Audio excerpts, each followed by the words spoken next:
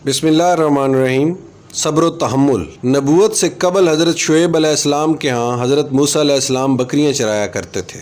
एक दिन एक बकरी रेवड़ से अलग होकर कहीं खो गई। हज़रत मूसा अलैहिस्सलाम जंगल में उसे आगे पीछे तलाश करते करते बहुत दूर निकल गए। इससे आप अलैहिस्सलाम के पाँव मुबारक पर वरम आ गए और ज़ख्मी भी हो गए। बकरी थक हार कर एक जगह खड़ी हो गई। तब जाकर कहीं हज़रत मूसा अलैहिस्सलाम के हाथ आए। आप अलैहिस्सलाम ने उस पर बजाय गुस्सा और ज़द्दोकोब करने के और उसकी पुश्त और सर पर हाथ फेरने लगे।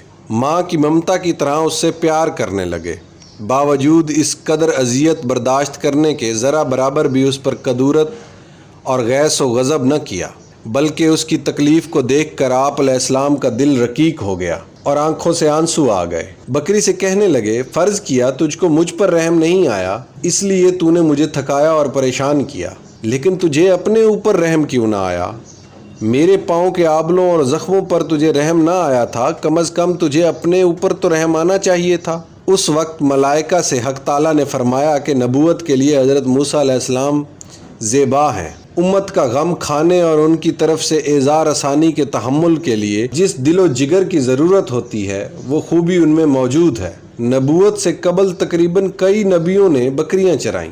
इसकी हिकमत ये है, बकरियों के चराने से अंबिया अकराम अलैहिस्सलाम का सब्र और वक़ार ज़ाहिर हो जाए। ये बकरियों की चरवाही सब्र व हलम की आदत पैदा करती है, क्योंकि बकरियां अक्सर मुख्तलिफ़ जानिब बिखर जाती हैं। इनके जमा रखने और निगरानी में परेशानी होती है। इस काम के लिए दिलो दिमाग का काबिल बर्दाश्त होना ज़रूरी होता है। मौलाना रूम साहब फरमाते हैं, मखलूक खुदा पर रहम करने से दुनिया और आखिरत में सरफराजी अता होती है।